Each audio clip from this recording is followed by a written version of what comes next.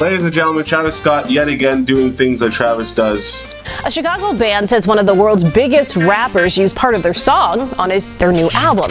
But the problem is, they say Travis Scott and his team never credited, compensated, or even cleared it with them. Travis Scott might owe people some money, but more importantly, owe them an apology. His recent compilation album, Jack Boys 2, samples the band Pixel Grip without any compensation or accreditation.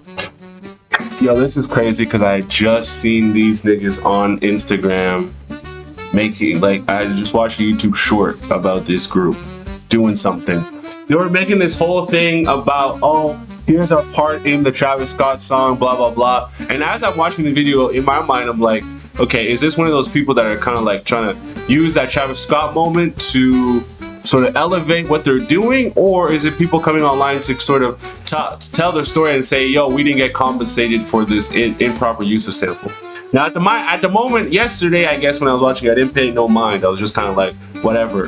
They're just kind of showing you, oh, this is how it was used. But no. When it comes to Mr. Scotty Boy, someone is doing something without any sort of payments. The classic Travis Scott. And Pixel Grip might not be the only ones in this situation. But suddenly, 4 years after creating it, I find a distorted version of my work in a song called Telekinesis. Copyright issues come with the territory of hip-hop sampling, but there are several examples of smaller artists having to go to social media or even a court and do whatever it takes to make Travis Scott pay them for the money he made from using their work. And when you examine Travis's considerable history of copyright issues, Travis or people from Travis's team might have some explaining to do. Believe it or not, Travis Scott's copyright issues go as far back as a decade ago in 2015, where there were issues with the track Antidote, his first big hit. The beat for this song was produced by Travis, Wonder Girl, and Eastbound, and sampled the song All I Need by Lee Fields. In an interview with BeatStars, Eastbound explained what happened with this song. It was kind of a weird process because when Travis Scott released his song on SoundCloud, which is a not-for-profit organization, they still do make money, but you know what I mean, it's for free pretty much, so there's no money being generated. And when you release it on SoundCloud, we didn't even know. So before that, we didn't even get any paperwork or anything or any emails saying that he's going to release it. The usual process for sample clearance is that before being released, someone will get in contact with the person who owns the publishing of this song and get permission to use it. Then there will be some form of negotiation. Rates vary for these type of deals, but music clearance expert Deborah Manis-Gardner said that if it's a small vocal snippet, we try to keep that at 5% on the publishing. If it's a bass line that's used throughout, you have to look at that bass line and think, is the whole song the bass line with someone rapping on top of it? And in that case, maybe it has a greater value of say 50%, or is it a bass line with all these other instrumental portions and lyrics, and maybe we can get that in at 25%. But Travis was at the early stages of his career, and was probably naive of all the red tape that comes with releasing hip-hop singles.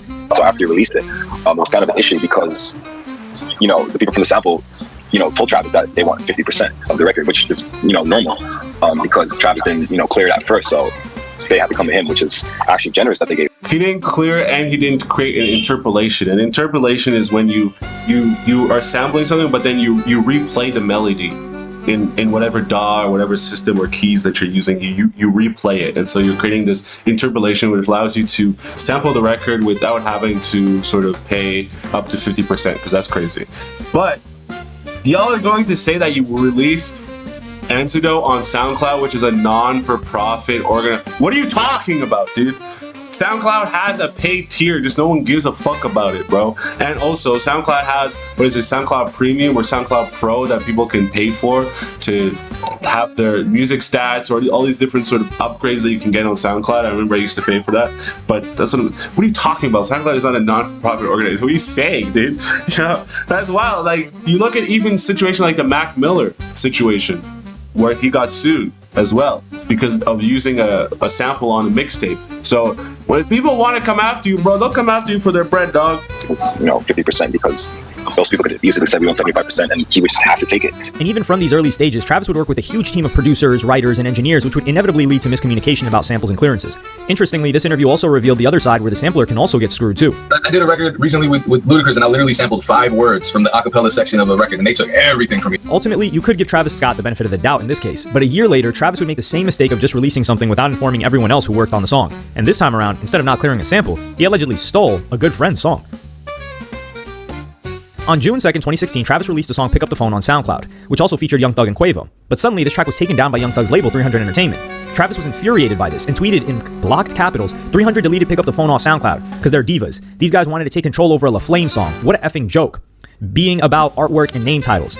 However, Young Thug's sister shared a very different side to the story. According to her, the song wasn't released, it was leaked. In a series of tweets she since deleted, she wrote, "How you leak somebody else's song?" And I don't know what Travis and the producer got going on. Weirdo ass stuff. In the replies, someone asked, "That's Thug's song, right?" And she replied, "Yep," which I'm trying to map how you leak someone else's song. It was claimed that this was Young Thug's song and not Travis's to release. An earlier version contained the singer Starrah instead of Travis, and Travis supposedly did not write any of the lyrics. Dora said, and Dora is Young Thug's sister, that she preferred the version with Starrah. In September, the original version of the song with Starrah surfaced online. XXL seemed to agree with Dora that this was a better version and wrote, "Her higher-pitched voice makes for quite a different sound than the Travis Scott version, and we'd even say it blends in more with Young Thug's reedy vocals." An article in Uproxx examined both tracks and confirmed that Travis's contribution was singing Starrah's vocals and adding a few synths at the end. This Uproxx article shared the rumor of exactly what happened, reading, "The rumor is Travis was in the studio when the song was recorded and eventually added his vocals and began playing the track at shows and DJ gigs claiming it was his long before it was ever set to be released." Ultimately, the song appeared on Travis's album Birds in the Trap Sing McKnight, where Travis was listed as a songwriter, which contradicts the rumors that he had no input on the song, but even the person performing the song gets songwriting credits. Interestingly, Travis also generated controversy from the song Guiding. Wow, bro.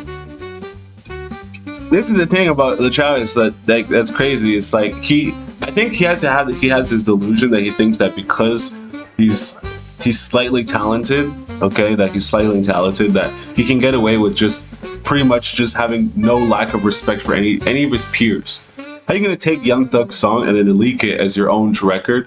And like, I'm at a loss for words for some of the things that Travis does sometimes, bro, because it's so crazy that you think a human being would behave in such a manner.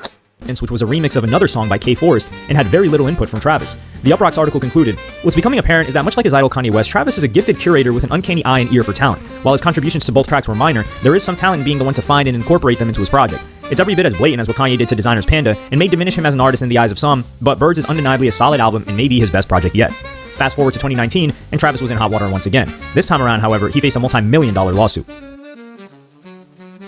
Off the back of his 2018 album Astroworld, Travis' reputation really started to grow outside hip-hop circles and received several Grammy nominations. He also grew his team even further, and the song Sicko Mode has 30 credited writers. And on the song No Bystanders, Travis, or someone from Travis' team, seemed to have crossed the line between inspiration and plagiarism. On the song, he chants "F the Club Up." This is an homage to the legendary southern rap group 3 6 Mafia and their song Tear the Club Up.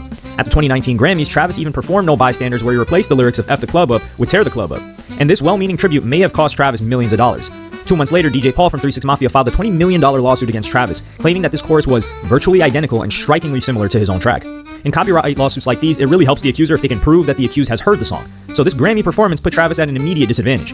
DJ Paul released a statement and wanted to make it clear that he had no beef with Travis, but simply felt that he was owed money for using this chorus. He wrote, "Travis Scott and I have been in touch personally about this matter. He's aware of the situation, as is his label. Everything will be worked out accordingly with proper communication between he, Juicy J, and I. There's no beef, just business."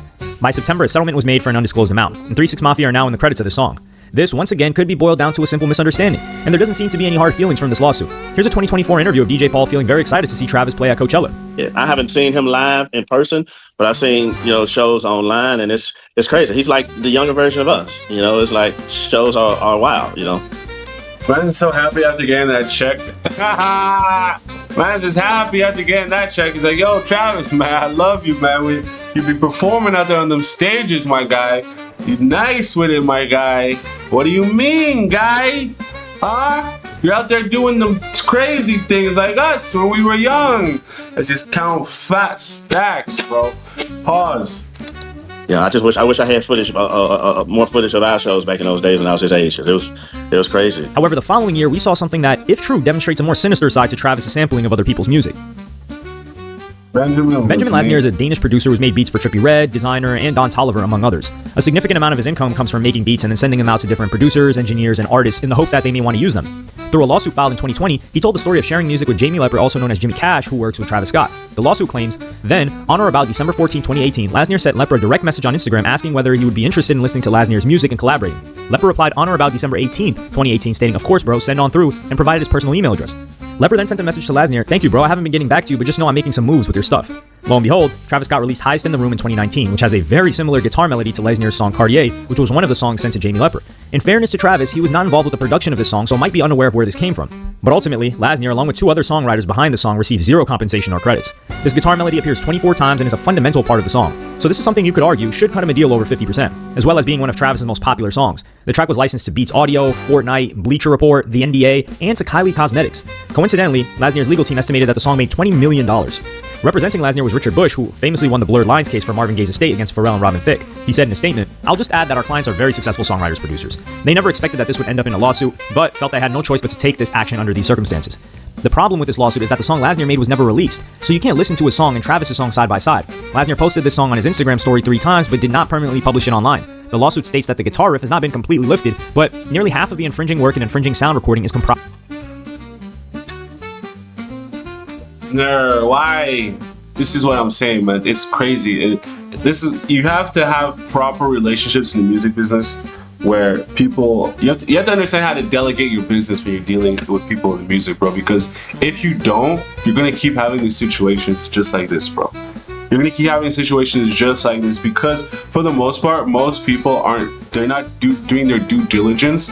And most of the time when artists or producers are getting things sent over to them, it's just a flood of melodies or a flood of loops or beats and things of that sort just being sent over to them, right? And most of the time, niggas aren't even tagging their MP3 files and the files properly. They're not putting the proper meta tags and everything on there so that when you do receive something, you're like, okay, this came from this person, we should credit them, this is their email. You gotta have all your info in there, you know what I mean? Not just the tempo of the record, the name of the record, but your name, your email, your phone number. Different ways that these people can contact you so that they know, like, okay, yo, this belongs to this person. Or else you just end up in this messy thing where it's like, even if you do take this artist to court, most of the time you don't even have the proper proof, or you haven't cemented your record enough so that there's some sort of viable comparison to be able to say, yeah, this person actually did steal from me. You know what I mean? We gotta be careful out here, man. All these youngins, bro. Of the original work's melody. The musicologist Brian McBrearty has looked at the sheet notes of both songs and claims that the lawsuit isn't as straightforward as it has been made out to be. The guitar uses arpeggios, and according to McBrearty, arpeggios are the sort of musical elements that musicologists call building blocks. They appear along with chords and scales atop lists of common property elements in music. In other words, stuff copyright doesn't protect because it belongs to everybody. Since 2020, there's been no further developments on this case, but this wouldn't be the final time that Travis would be accused of not paying for samples. 4 years later, there's yet another example that touches upon the gray area of ripping someone off versus using a very common musical expression. In 2024, Travis Scott faced allegations of plagiarism on 2 separate tracks. On the 2018 track Stargazing and 2023 track Till Further Notice, you can hear Alright chanted 3 times at a very specific rhythm. This allegedly plagiarized the 1992 DJ Jimmy track Reply, and the lawsuit was filed by the track songwriters Dion Norman and Derek Ordone. The lawsuit pointed out that this phrase has been sampled by multiple artists including Beyonce, Lil Wayne, Cardi B, Diddy, Wiz Khalifa, among others. There are multiple reasons why this probably wasn't cleared. Could be an honest mistake. It could be seen as so minuscule that they thought. In 2025, Rita Lucia, who's a singer from the musical group Pixel Group, was genuinely checking out Jack Boys 2 and noticed some of her group's music being used on the song Kick Out. She then showed it to the other band members. Drummer John Freund said, "I just can tell immediately because I worked so hard in this song. It's like I can hear the bass line in the background. I can hear the noise that kind of swirls in the very beginning." Pixel Group might be big in underground circles, but they have a very minimal page presence, and they have less than 3,000 followers on Twitter. So you can imagine the mixed emotions. Travis Scott felt that their music was worthy enough to sample, but at the same time, Travis did not feel that they were worthy enough to be credited and paid. The band then wrote a thread on Twitter which opened with, "Travis Scott sampled Pursuit, without permission, in his new song Kick Out. I just can't stop thinking about who else extremely famous or powerful in music knows about us, and even actively likes our music, but refuses to throw us a effing bone." They also explained that this is different from failing to clear a song that was recorded decades ago, and as musicians trying to make a living in 2025, they would really appreciate compensation and credits. Like, I almost understand not clearing a sync from like a random 99-cent record from 50 years ago at a thrift store. We're active and hungry and spinning the wheels on the ground trying to make a career out of thin air with only underground support. In fairness to Travis, he's not listed as a producer on the track, and credits are given to Oz, T- and Sean Malmberger. Malmberger is also credited on Kendrick's Not Like Us, eventually reached out to Pixel Group. In a DM to the group, he wrote, "Hey, the label should be reaching out to clear the sample soon. Sorry the song wasn't cleared prior to release. Sadly, an unfortunate part of the business sometimes." But this message came... No.